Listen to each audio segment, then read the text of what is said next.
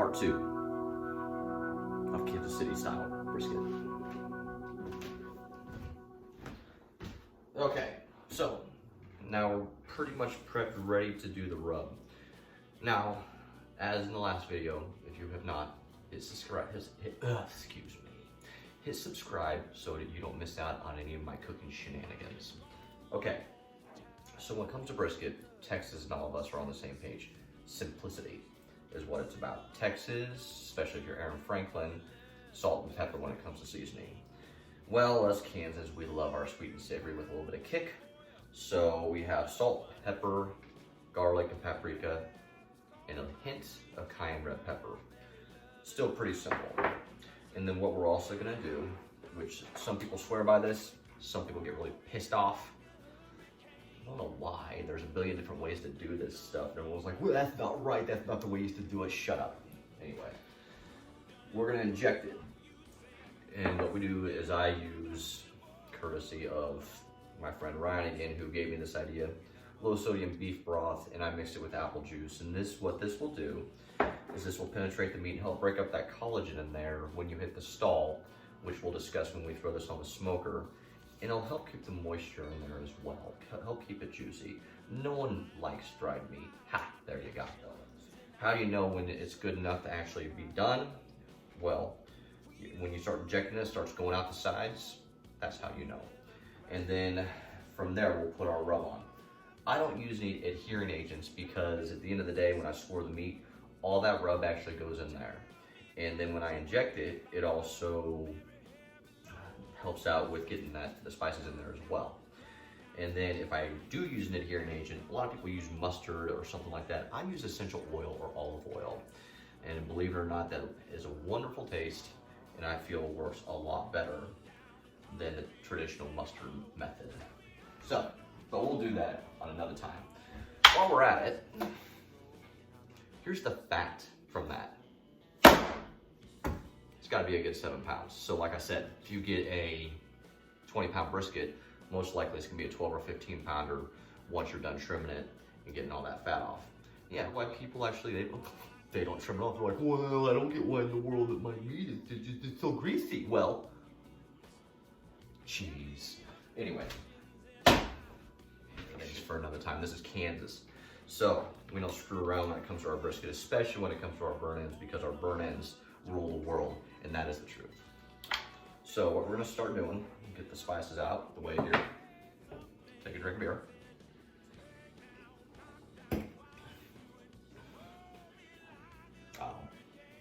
The beer's kicking in.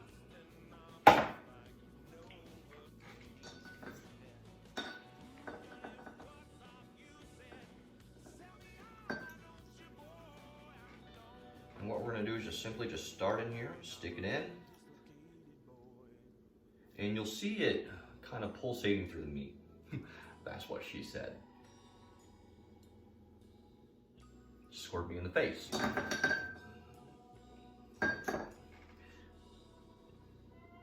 So we continue the course, and I can see it as it's going that way. And it's already starting to pour out the meat and everything. So don't spend an inordinate amount of time doing this. Injecting is completely optional. I like doing it. Some people say don't do it. A man doesn't inject. Well, this one does. Deal with it. And my brisket's moist, so there's that.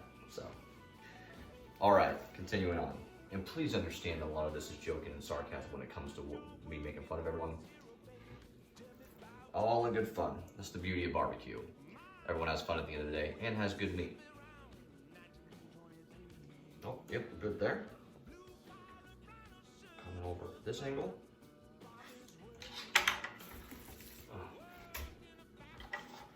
Oh, that scoring's coming in very nicely.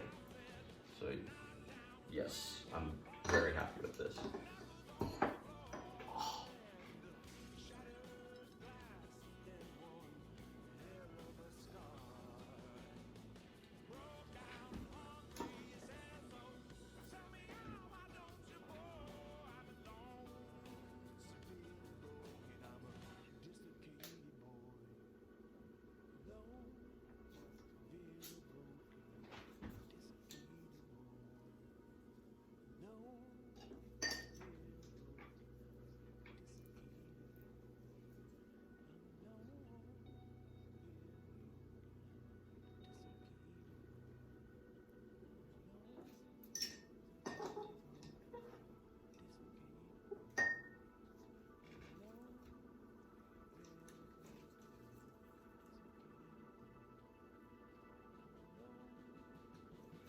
Okay, I can see it coming up through the veins of the meat.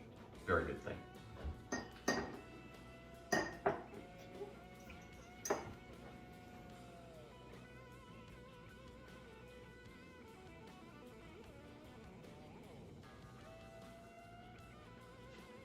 You'll also see it swell up.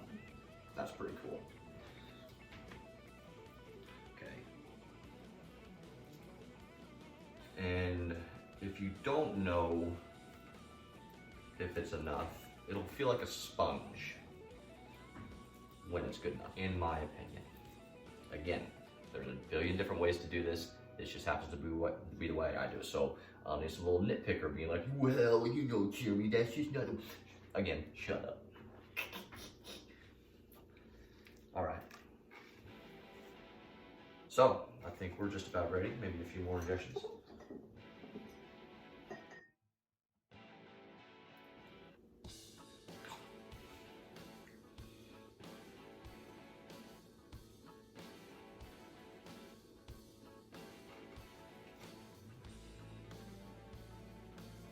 Oh, yep, yep.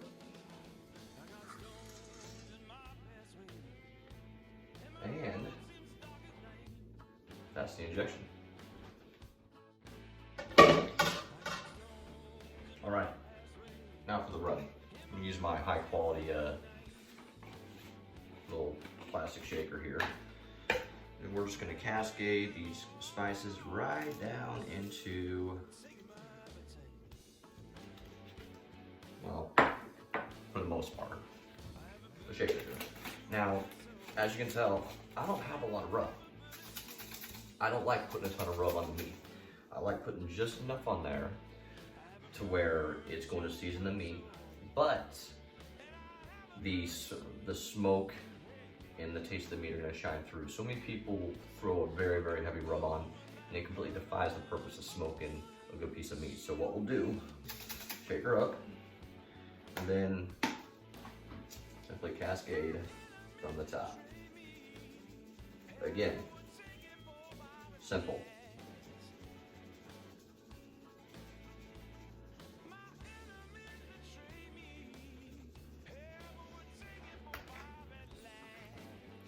Really, that's it. Then be sure to lift up this part of the meat, season down in there. Again, you don't need a ton of spice.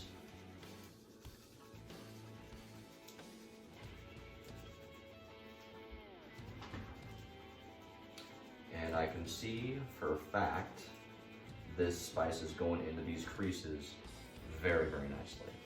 So, this right here is how I cook my brisket. What we're gonna do, that's it, that's all. Amazing. So, here's what we're gonna do. We're gonna wrap this in saran wrap, throw it in the fridge. Then we'll be waking up before the crack of dawn to get the fire going and get this beautiful piece of meat on the smoker. I'll explain more on temperature and everything of that matter when we get to that point. But for right now, this is all I have. Stay tuned for the next parts where we go through the actual cooking process and the stall and everything, and I'll teach you how to get your way through that. Thank you.